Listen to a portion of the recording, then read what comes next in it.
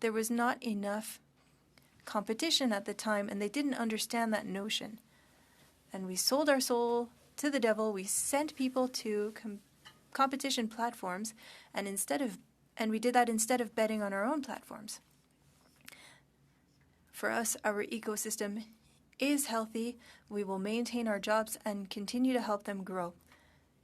You have 30 seconds. We have digital platforms, but we also have online boutiques. We have a structure to help our media. In our study and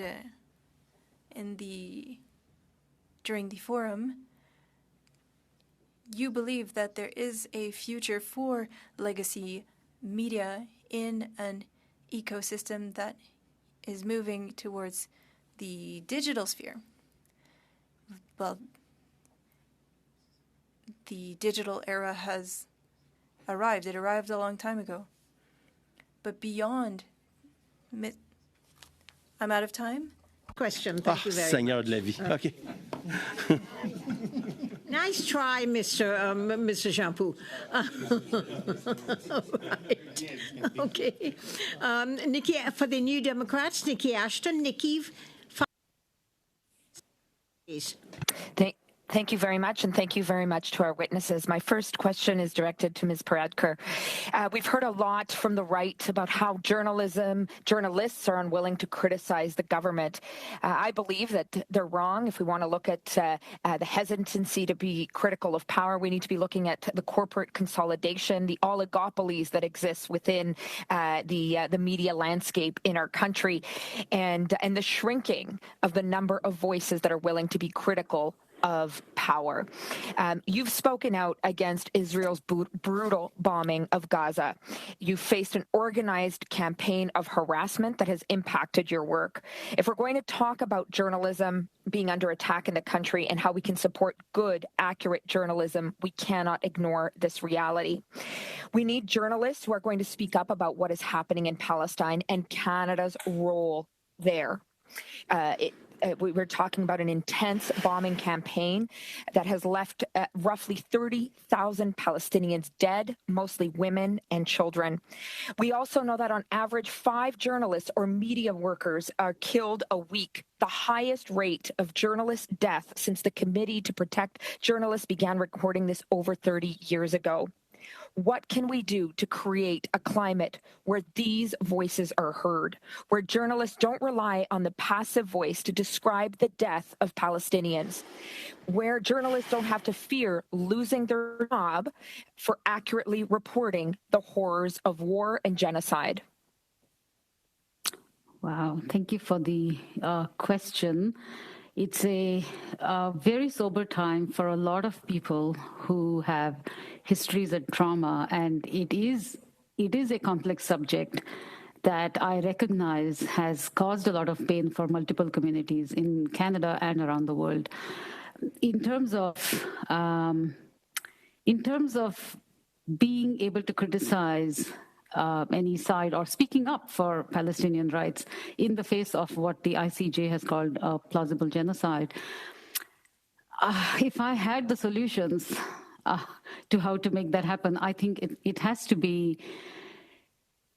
to come from a full societal push towards justice, which involves not just media companies, but also politicians. Also unions, keeping an eye on what is justice and how can we separate pressure groups from media and not allow any interference in the process of gathering information fairly and accurately on any side of any conflict. That has become a challenge right now on this particular issue. There is often a Palestinian exception to many free news gathering practices. And I have been stunned. I have been stunned by the silence in my industry. I have been stunned by the silence in the medical industry, among academics. I don't have the answers to why that is so. It is a much more complicated response than I think I can give you here, but it is very concerning. And one of the pleas that when I make, for Canada to invest in a free press, it is to say that that is the only way forward. Canada has the potential to be a world leader in being completely free, pluralistic, and independent in its press. We have that potential. So I think it's going to require a lot of introspection at individual and collective levels for us to make it happen. I'm sorry, I don't have any specifics to give you here because it's too complex to condense. Thank you for sharing that. In the time I have left, I wanted to direct my other question to Ms. Payne from Unifor. Unifor represents 12,600 media workers across the country, and we know that thousands of the workers that you face are facing immense difficulty right now. We in the NDP stand with them. You spoke of Bell Media's latest devastating announcement. Meanwhile, Bell's CEO made $13.59 million in total compensation in 2022. For the CEO of Rogers, it was $31.52 million. At what point is corporate greed costing thousands of Canadians their jobs and millions of Canadians access to good quality journalism? Yeah. Thank you, Nikki. That's a very great question. We have a huge problem here where these companies have special privileges in our country. They are awarded special privileges, whether it is that they get access to be able to broadcast, to be able to have almost a monopoly in some areas, whether it is in the telecommunications sector.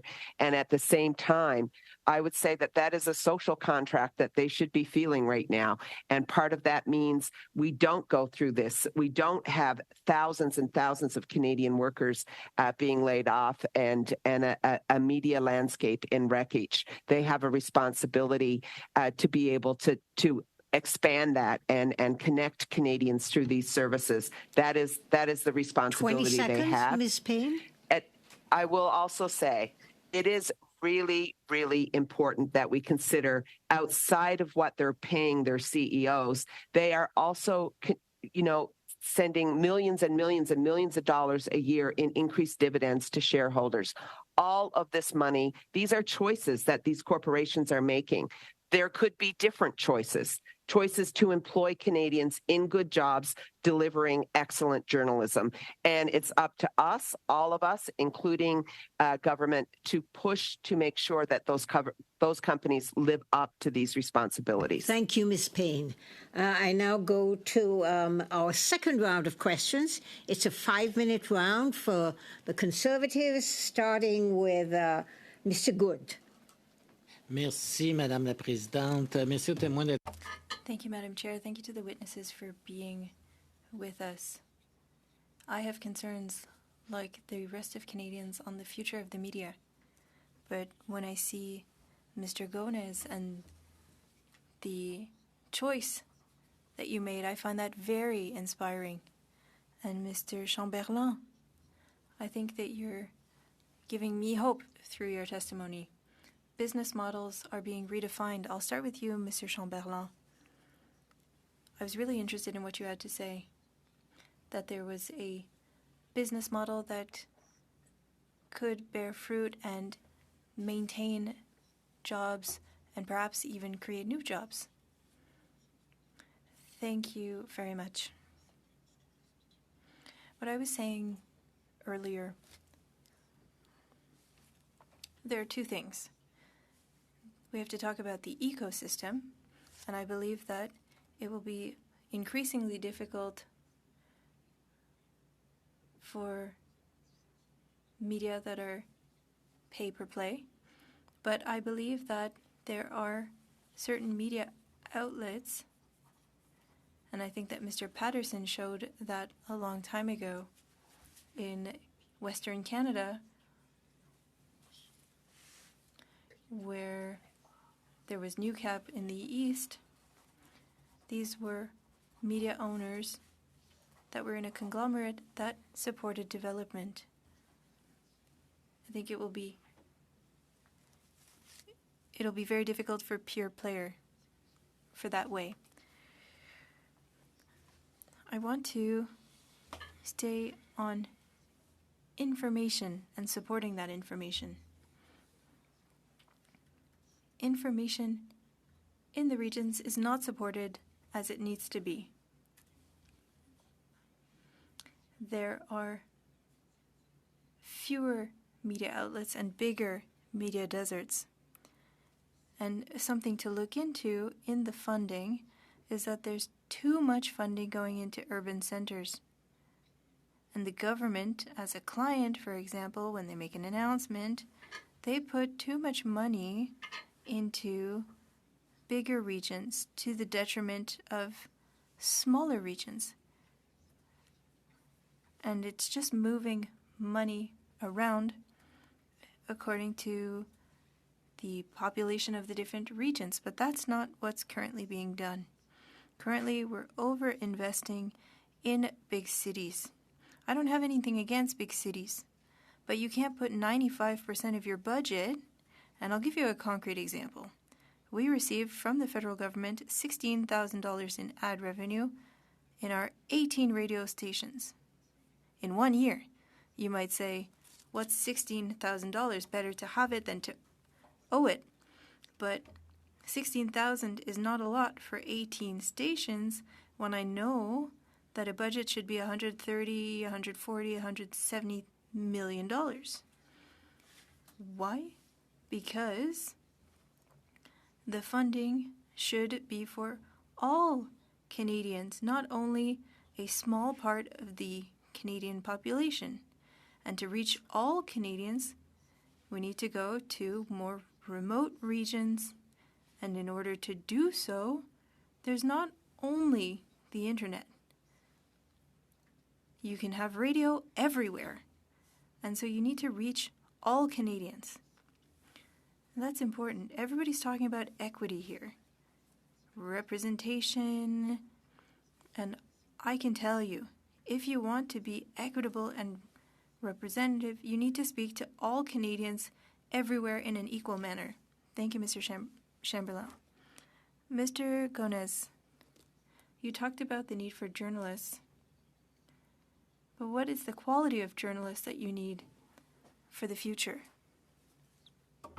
I mean, the quality of journalism is just understanding that, like, trained journalists are going to be good journalists. How journalists progress in their careers is based off of the quality of leadership they have. So if they have good leadership, if they have good news producers who are constantly pushing them to check their blind spots, who are constantly pushing them to make sure that they are incorporating voices that are left out of the conversation, whether you agree with the voices or not, there's still a voice as part of the conversation representing a part of the population. That is still important. Listen. Some people might look at me and say, I don't want to hear from a certain type of person based off how they look. No. I want to hear what you have to say, but you better respect what I got to say, too. That's how media should be. We have to properly and accurately reflect as many voices as possible. At the end of the day, you're never going to be able to get everybody's voice at the table. Nothing is perfect in this world. But you have to try, and you have to keep trying. Thank you, Mr. Gonez. We're moving on now to the Liberals for 5 minutes. Mr. Noor Muhammad. Thank you, Mr. Chair, and I thank the witnesses for being here. I know there's a lot of you here, and there's a lot of ground to cover. One of the things that I've sort of been reflecting on is the report that was written by the Macdonald-Laurier Institute by Peter Menzies and by Conrad von Pinkston, who provided a series of recommendations in respect of how we can think about a reframe of the media climate in this country, how we can think about supporting journalism. And one of the recommendations that they have made, and I would love your thoughts on this, is basically giving all businesses all expenditures by eligible news businesses that involve investment in digital transformation to allow that to claim that as a capital cost. And it's a very specific recommendation. But in the context of transformation,